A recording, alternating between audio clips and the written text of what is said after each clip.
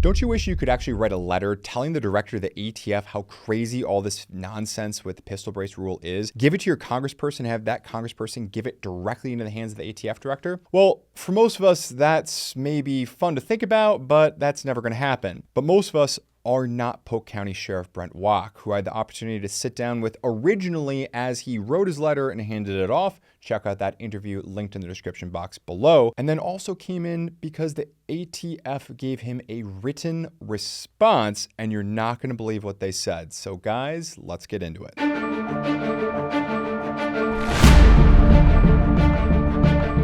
Sheriff Waak, thanks for coming back in here today.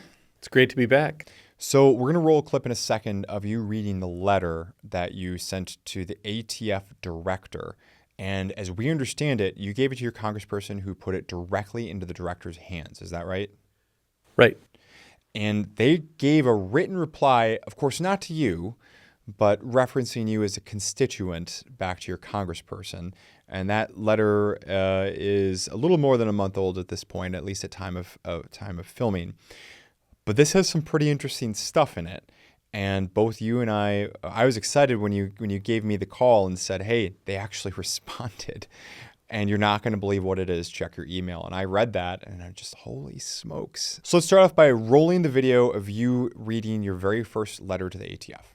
Dear Director Dettelbach, as the elected sheriff of Polk County, Wisconsin, and the guardian of my citizens' constitutional rights, I am writing this letter to inform you that the recent rule change pertaining to pistol braces is government overreach. This is unconstitutional to allow my citizens for over 10 years to purchase this type of firearm, and then with the strike of your bureaucratic pen, potentially make my citizens felons. Polk County is a Second Amendment sanctuary as of May of 2020. I will not allow your tyrannical government agents to victimize my citizens.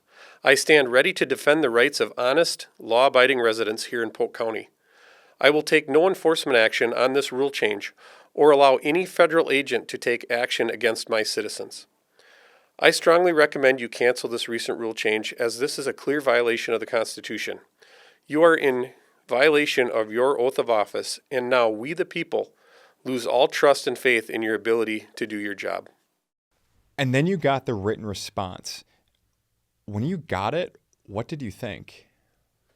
Well, first off, I want to thank my Congressman Tom Tiffany. I had a chance to tour the border a year ago with him. He does truly care about his constituents. And though this is kind of interesting that it was my letter addressed to the director on my letterhead from my office, they didn't acknowledge me in a letter. They acknowledged the congressman. But through his office, he shared the letter, and that's why we're here today.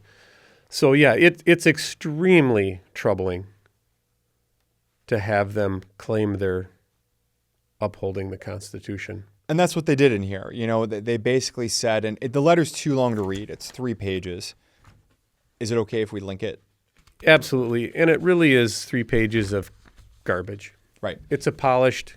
It's bureaucrat speak is what it is. Exactly. Here's the gist to it, and we'll link it up in the description box below if you want to blow 10 minutes reading this. But here's the gist. Basically, thanks for writing. We appreciate the opportunity to provide a response to Sheriff Waak's concerns. Basically, as you know, the ATF is an organization that's focused on reducing violent crime, and we take the Constitution as seriously as the next guy. But hey, we have never flip-flopped on this whole pistol brace thing. They used the word. I'm not using that word. They said, and I quote, right, yeah. Let's see here. The final rule offered the following response to commenters who similarly asserted that the proposed rule is another flip-flop by ATF agency and arbitrary and capricious in violation of the APA. And then they go on to say that the department disagrees that any prior inconsistencies or changes by the ATF made this rule arbitrary and capricious under the APA, the Administrative Procedures Act. That's what APA stands for. And of course, if something is arbitrary and capricious under the APA, then that can be a reason to basically walk the rule back. But you and I got to talking about, they're saying that they've never flip-flopped. Well, I'm holding 2 letters that they have issued where they flip-flopped not only from what they initially said, but at a minimum between these two letters. One of them is the 2015 open letter on the redesign of stabilizing braces, where they said if you shoulder a stabilized braced handgun, you better file an NFA Form 1, otherwise that's a felony. And then in the 2017 letter, they said, yeah, we kind of didn't mean that. Basically, you have to modify it to do something so that it was no longer intended to be fired as a stabilizing brace. So that was kind of their walk back position. And of course, the new position is, screw it. It's all a felony now. But of course, they're claiming that they've never flip-flopped, they've never changed their position or anything like that. I mean, what do you say? When you get this, what do you say? Well, it's frustrating because I expect our leaders in our government to be, one, people of integrity. And this is not the case here. I mean, this is garbage. This is, when they mention flip-flop, you just proved they have flip-flopped. So it is extremely troubling to me because I take my oath of office very serious. And this is clearly a constitutional violation. And for them to even say it in ink that it's not really makes me question what constitution they're operating under, because it's clearly not the one I believe in. Yeah, and for those of you who have been living underneath a rock and have no idea what we're talking about, of course, back in 2012, the ATF said that stabilizing brace for a pistol is completely legal and it's not a short-barreled rifle. Then in 2015, they say, oh, by the way, it is absolutely a felony if you shoulder it to fire it as if it were a rifle. And then in 2017, they say, yeah, that's not quite the case. You have to modify it. You have to redesign it, in other words, in order for it to be constituted as an SBR, as a short-barreled rifle. And then, of course, in 2023, they're now saying it's all a felony. I mean, I think the politicians would call this an unparalleled level of cognitive dissonance, which of course is a Washington, D.C. way of saying, yeah, they're lying. They're completely changing their position. They've been caught red-handed. I mean, what are you telling to your deputies? What are you telling your officers out there as far as if you come across a pistol brace, what action, if any, should they take? Well, on June 1st, I did put a directive out to my staff that should we encounter one through normal course of duties, so we're out and about and we conduct a traffic stop and someone's maybe on their way back from the range and there's a braced firearm, we're to just go about business as usual. And that's not an aha moment for us. I also clarified that if we would have somebody rob a bank with a gun that has a pistol brace, well, we would treat that as a bank robbery, and the fact that it was a braced gun is not going to change the fact that's still a weapons offense. But I really, at the end of the day, I don't enforce the federal rule changes. That's the ATF. And I don't see this having any impact on how we do our jobs as law enforcement. And as always, I tell them, if you want guidance, call me anytime, 24/7, and I'll give that guidance on what I think. I'm very blessed to have a staff of deputies, men and women that take their oath of office very serious, and they make outstanding decisions every day.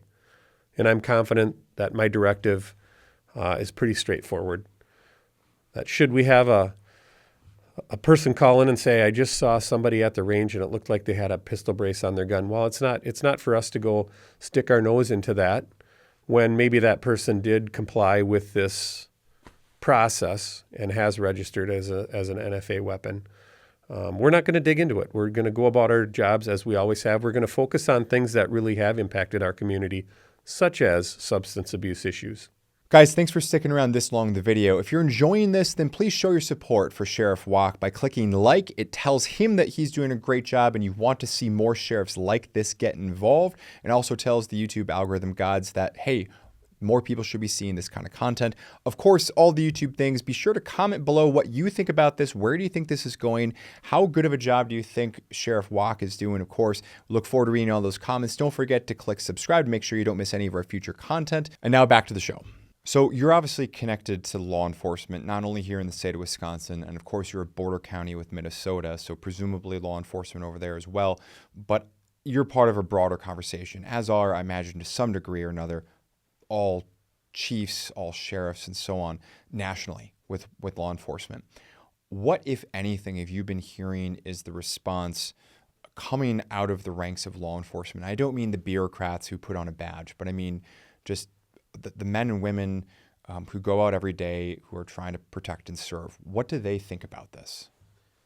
Well, I will say largely, I think I'm probably more attuned to this issue than most because I'm a Second Amendment lover. You know, I have that passion to collect firearms and shoot firearms. I always have. And so when I see something like this, it really gets my blood pressure up. I think a lot of people, if you're not into guns, you probably don't even know what a pistol brace is. And you probably don't even care. I haven't seen any task force talk or anything about how we're going to combat the problem of pistol braces in our world. I just don't, but again, my biggest concern why I got involved in this is because of the situation of some citizen could now become a felon through this process. And that is so troubling. What's next? What's next? If they can flip-flop this, allow you to buy this for 10 years, and now you're a felon. And I'll just say this too. I'm still confident that the judicial branch will solve this because I believe in those checks and balances in our government. I believe that this is a perfect example how this should work its way through the court and be tossed.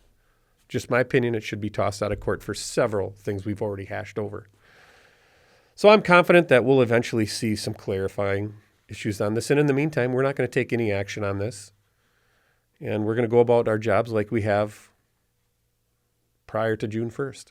Well, from your lips to God's ears. And it's, of course, reassuring to hear that there hasn't been some sort of task force talk or anything like that. And actually, to that point, I had 2 people reach out to me days before the so-called enforcement amnesty period was about to end on May 31st, who called and said, I heard there's something going on with pistol braces. I have pistol-braced pistols. Is there something I need to know? What's going on? I hear they might be illegal. Those people had no idea what was going on. They're not on GunTube. They're not in forums. They're casual people who casually collect, and people like that. There's going to be a lot of victims out there, unfortunately, of this arbitrary and capricious rule change, unfortunately. So, Sheriff, we appreciate you coming in. As always, we appreciate the tremendous work that you do protecting our communities and also representing the best of us. So thank you. Thank you. Thanks for sticking around this long in the video. Hopefully you got something fascinating out of this. Be sure to click like to show your support, not only for the Second Amendment, but as well as for Polk County Sheriff Waak. Also be sure to comment below. Both myself and probably the sheriff might be checking out some of these comments as well. If there's really great ones, I'll make sure it gets to his attention. So I will see you not only in the next comment field below, but also in the video. Thanks. Thanks for sticking around to the end of the video. If you enjoyed this one, please feel free to check out some of our other great content, and we'll see you in the next one.